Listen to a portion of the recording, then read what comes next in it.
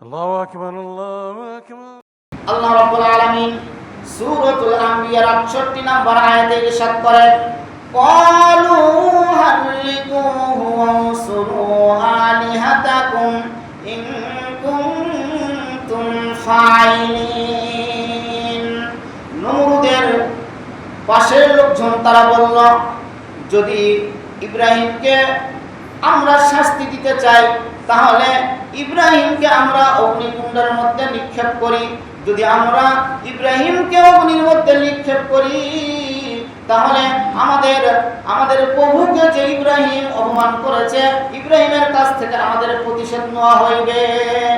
যখন তারা সিদ্ধান্ত নিলেন ইব্রাহিম আলাইহিস সালামকে অগ্নির মধ্যে নিক্ষেপ করবেন, অগ্নির মধ্যে যখন ইব্রাহিম আলাইহিস সালামকে যখন নিক্ষেপ করা হইল, আল্লাহ রাব্বুল আলামিন ফেরেশতা পাঠাইলেন, কিন্তু ওই জায়গায় অনেক ফেরেশতা ছিল।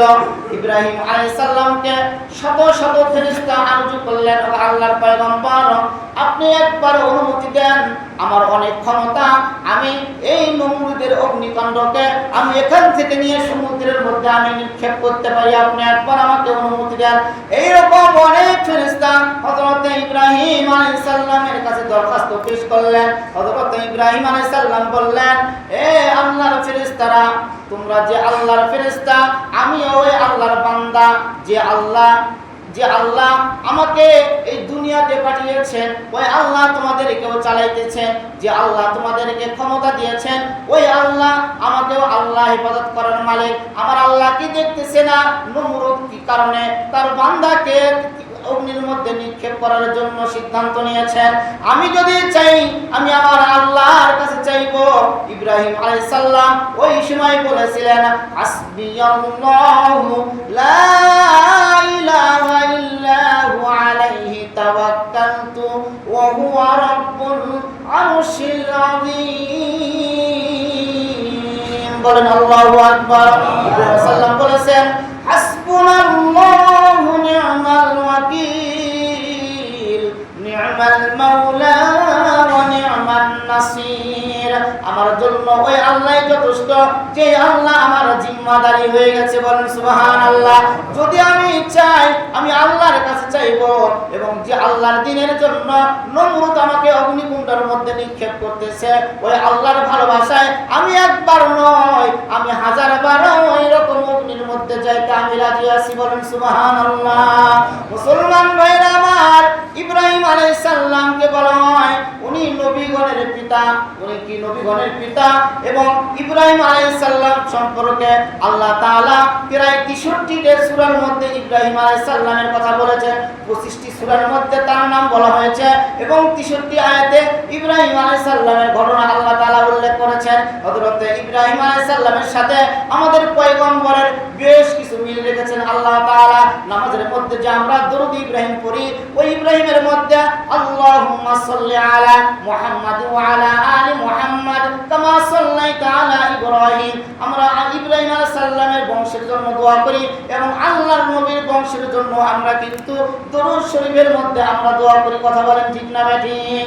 হযরত ইব্রাহিম আলাইহিস সালাম এমন একজন নবী ছিলেন, যে নবীকে আল্লাহ তাআলা ধাপে ধাপে এমন এমন পরীক্ষা করেছেন, যে এরকম পরীক্ষা আল্লাহ তাআলা অন্য কোন নবীকে করেন নাই। এই জন্য ইব্রাহিম আলাইহিস সালাম আল্লাহ তাআলার খলিল হিসেবে আখ্যায়িত হয়েছেন। বলেন সুবহানাল্লাহ। হযরত ইব্রাহিম আলাইহিস সালামকে যখন ওই অগ্নির মধ্যে নিক্ষেপ করা হলো, আল্লাহ রাব্বুল আলামিন আগুনকে বললেন, কুলনা ইয়া নারু কুনি বারদাও ওয়া সালামান আলা ইব্রাহিম। বলেন আল্লাহু আকবার। আল্লাহ তাআলা আগুনকে বলেছিলেন, আগুন তুমি ইব্রাহিমের জন্য ঠান্ডা হয়ে যাও। এমন ঠান্ডা হইবে না যে ঠান্ডার কারণে আমার ইব্রাহিমের কষ্ট হয়।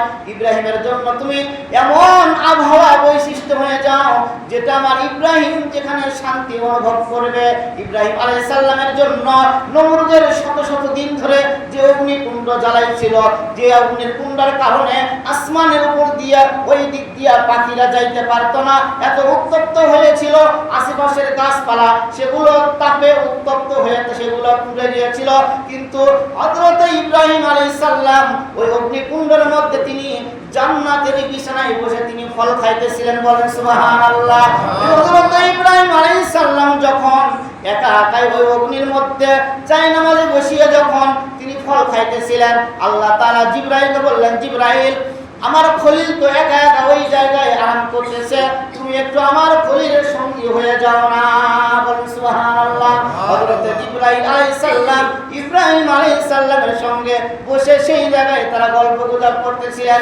যখন অগ্নি নিবারণ হয়ে যায়, তারা ভেবেছিল ইব্রাহিম হয়তো পুড়ে ছাই হয়ে গিয়েছে, কিন্তু আল্লাহ তাআলা ইব্রাহিম আলাইহিস সালামের একটা লোমেরও কোনো ক্ষতি করতে দেয় নাই আগুনকে। এই জন্য আল্লাহ তাআলা আগুনকে বলেছিলেন, আগুন তুমি আমার ইব্রাহিমের জন্য এমন এক ভাব হয়ে যাও যাতে করে আমার ইব্রাহিম ঠান্ডা অনুভব না করে, আমার ইব্রাহিম যেন গরম অনুভব না করে। ইব্রাহিম আলাইহিস সালাম শরীর সুস্থভাবে এবং সুস্থ শরীর নিয়ে নমরুদের সামান দিয়ে ইব্রাহিম আলাইহিস সালাম যখন বের হইতেছিলেন, তারা আশ্চর্য হয়ে গেলেন, তারা তাজ্জব হয়ে গেলেন, এটা কেমন করে সম্ভব। এবার ইব্রাহিম আলাইহিস সালামকে রাজপ্রাসাদে ডাকা হইল। ইব্রাহিম আলাইহিস সালামকে রাজপ্রাসাদে ডাকার পরে ইব্রাহিম আলাইহিস সালামকে বললেন, ইব্রাহিম, তুমি এমন একজন ব্যক্তি যে আগুন তোমার কোনো ক্ষতি করতে পারে না, কিন্তু আমরা তোমার সঙ্গে, তোমার আল্লাহর সঙ্গে আমরা জিহাদ করতে চাই, আমরা যুদ্ধ করতে চাই। আল্লাহ রাব্বুল আলামিনকে হযরত ইব্রাহিম আলাইহিস সালাম নমরুদের কথা বললেন। আল্লাহ রাব্বুল আলামিন হযরত ইব্রাহিম আলাইহিস সালামকে বললেন, ইব্রাহিম, তুমি কোনো চিন্তা করিও না, নমরুদ যে বেয়াদবি করেছে, এই বেয়াদবির শাস্তি আমি আল্লাহ তাকে দুনিয়াতেই দিব। হযরত ইব্রাহিম আলাইহিস সালাম বললেন, ঠিক আছে, আল্লাহ রাব্বুল আলামিন আপনার সঙ্গে যুদ্ধ করতে প্রস্তুত আছে, আপনি যে জায়গায় যাইবেন আমার আল্লাহ সেই জায়গায় যুদ্ধ করবে এবং আমিও সেই জায়গায় আপনার সঙ্গে যুদ্ধ করার জন্য শরীক থাকবো। বলেন সুবহানাল্লাহ। ময়দানে যখন নমরুদ তার সৈন্যদেরকে নিয়ে যুদ্ধের কাতারে দাঁড় হয়ে গিয়েছে, যুদ্ধের কাতারে দাঁড় হওয়ার পরে যখন দুই দিকের সেনাপতিরা কথাবার্তা বলে, হযরত ইব্রাহিম আলাইহিস সালামকে নমরুদ বলতেছে, তোমার বাহিনী কোথায়? ইব্রাহিম আলাইহিস সালাম বলতেছে, আসবে, একটু অপেক্ষা করে আসবে। ইব্রাহিম আলাইহিস সালামকে নমরুদ বলেছিলেন ইব্রাহিম আলাইহিস সালামকে, ইব্রাহিম, তোমার খোদার কি ক্ষমতা? ইব্রাহিম আলাইহিস সালাম বলেছিলেন, আমার আল্লাহ জন্ম দিতে পারে, আমার আল্লাহ মৃত্যু দিতে পারে, আমার আল্লাহ জন্ম দিতে পারে, আমার আল্লাহ মৃত্যু দিতে পারে। নমরুদ তখন ইব্রাহিম আলাইহিস সালামের কথা শুনে বলেছিলেন, আমিও তো মানুষকে জন্ম দিতে পারি এবং আমিও মানুষকে মৃত্যু দিতে পারি।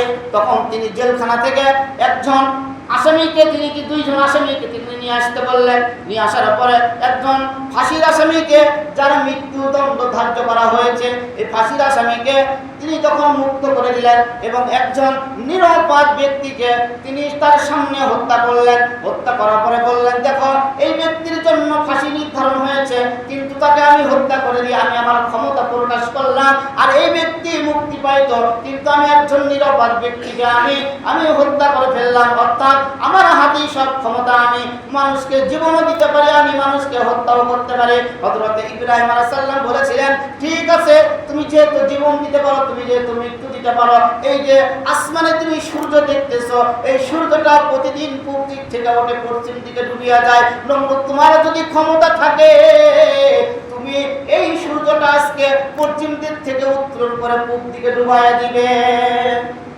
নমরুদ পারেছে? পৃথিবীর কেউ পারবে? নমরুদ আর পারল না। নমরুদ না পারার কারণে নমরুদ তখন ক্ষিপ্ত হইল। ক্ষিপ্ত হওয়ার পরে ওই যে যুদ্ধের ঘোষণা দিলেন, তোমার আল্লাহর সাথে আমি কি করব? যুদ্ধ লিপ্ত হইব। আল্লাহ রাব্বুল আলামিন তখন যুদ্ধের প্রস্তুতি দিতে বললেন হযরত ইব্রাহিম আলাইহিস সালামকে। ওইদিকে নমরুদ তার সৈন্যদেরকে নিয়ে বিশাল জাঁকজমকপূর্ণ বহু কিছু নিয়ে যুদ্ধের ময়দানে চলে আসছে। এদিকে ইব্রাহিম আলাইহিস সালাম আল্লাহ তাআলাকে বলতেছেন, আল্লাহ, নমরুদ তো অনেক কিছু নিয়ে আসছে, আমার তো কেউ নাই, আমি ওর সামনে কি নিয়ে দাঁড়াইবো? আল্লাহ তাআলা বললেন, একটা তসবিহ নাও। বলেন না সুবহানাল্লাহ। একটা তসবিহ নাও, তসবিহ বলতে বলতে তুমি ওর সামনে যায় দাঁড়াইবা। হযরত ইব্রাহিম আলাইহিস সালাম তসবিহ নিয়ে নমরুদের সামনে দাঁড়াইছেন। নমরুদ দেখে হাসে, ইব্রাহিম, তোমার কি মাথা খারাপ হয়েছে নাকি? তুমি যে তসবিহ নিয়ে আসছো, আর তোমার সৈন্য কোথায়? তোমার আল্লাহর সৈন্য কোথায়?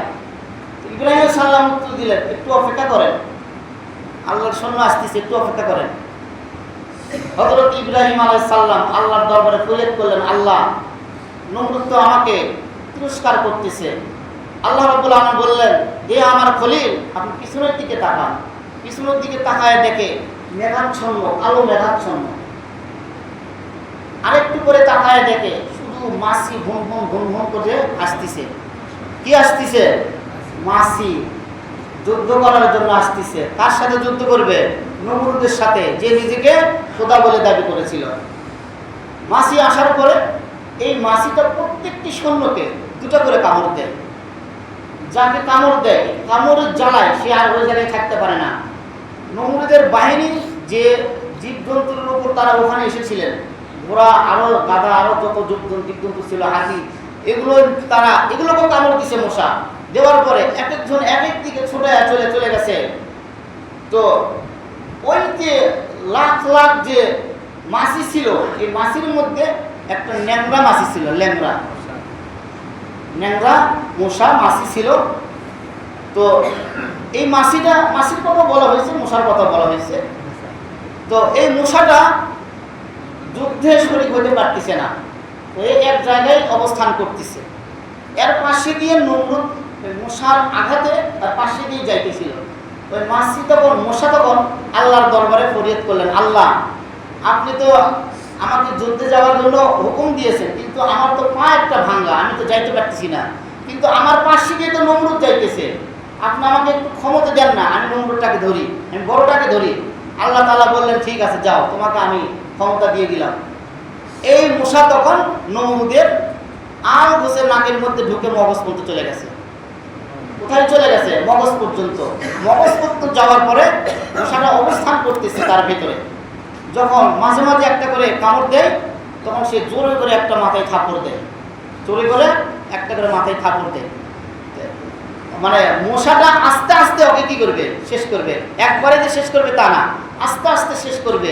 তো নমরুদ যখন বাসায় চলে গেল, বাসায় যাওয়ার পরে অনেকক্ষণ পর পর মশা একটা করে মানে কামড় দেয় আর একবার করে অনুভব পায়, একটা করে কামড় দেয়, একটা করে অনুভব পায়। তো এই মশার থেকে বাঁচার জন্য এর নিজে আর কত মাথায় আঘাত করে, আঘাত করতে করতে নিজের হাত যখন ব্যথা হয়ে যায়, এই আঘাত করার জন্য একজন কর্মচারী নিযুক্ত করে।